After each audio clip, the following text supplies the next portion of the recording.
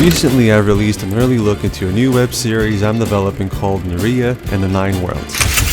Since this is going to be a long-term project, I need to work with a character model that I can be satisfied with, and while the earlier version of Nuriya was good enough for this pilot episode, I decided to redesign her wig from the ground up. This is Nuriya Redesigned.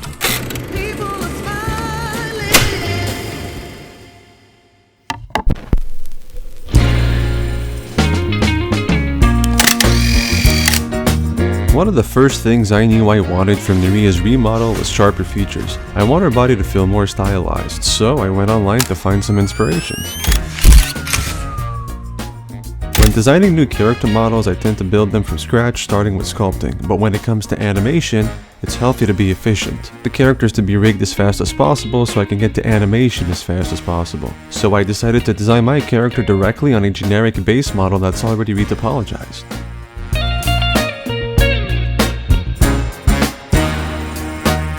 I wanted Nuriya to be a tad bit more stylized with more pronounced features.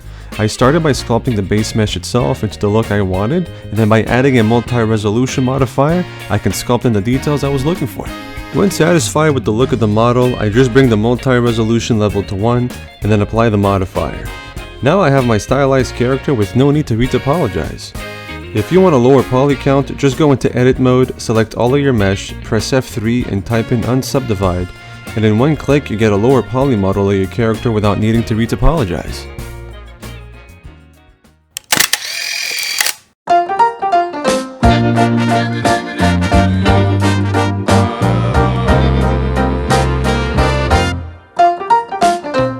Now that the base mesh is completed, I need to add in the bones to rig the character and make it usable for animation. Through a process called weight painting, I can assign how much a bone from the rig has influence on the model's geometry. For example, I want the arm bones to only have influence on the geometry that makes the arm region and nothing else. It's a bit of a lengthy process, but totally worth it for a smoother animation workflow in the future.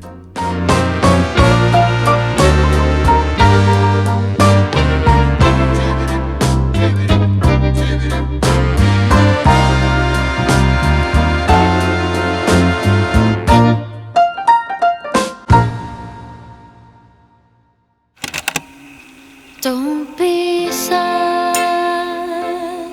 People talk about, wow, you've had such success and it's just been so overnight and whatever. Well, whatever success I've got has come after like 8 years of just nothing working out. Just be mine,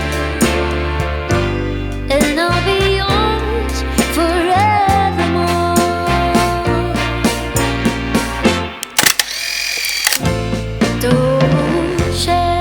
Now that our 3D base mesh is modeled and rigged, we can take this bald-headed model and give it its own identity. Every detail matters, from the shape of the eyebrows, to the waviness of her hair, to the size of her eyes, to the kind of clothes she's wearing, and so on. I got as experimental as possible and searched for many inspirations online. Nuriya is mostly based on an Arabian style, but that doesn't mean I'm limited from giving her, for example, a Roman-style pair of sandals.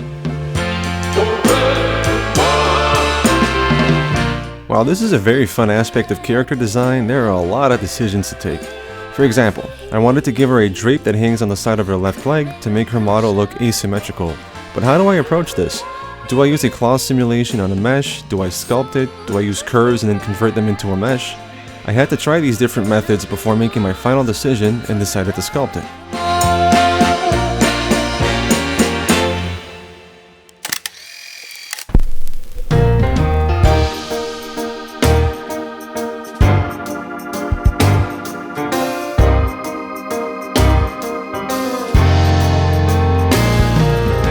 There's also this concept in art where at first just make something, even if it's crude or is a rough draft, it doesn't matter because later you can polish it.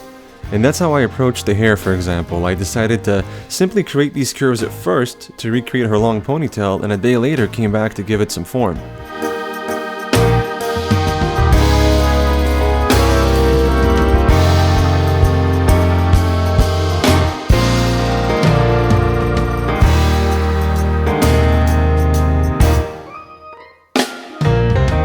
I also decided to upgrade her weapon a little more. It felt a little too one note, so I decided to extend its blade and add in more color.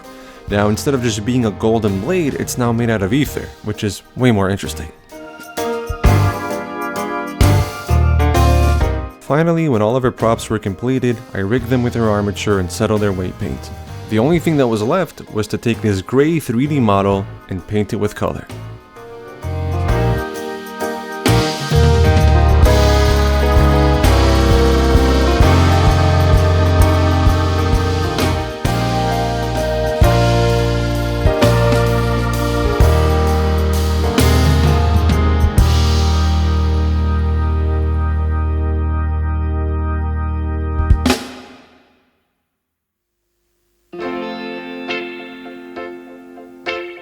I'd like to thank you all for watching this video. I hope you've enjoyed it. As I plan to create my very own web series, I also plan to share my behind the scenes journey. Thank you, and I'll see you in the next video.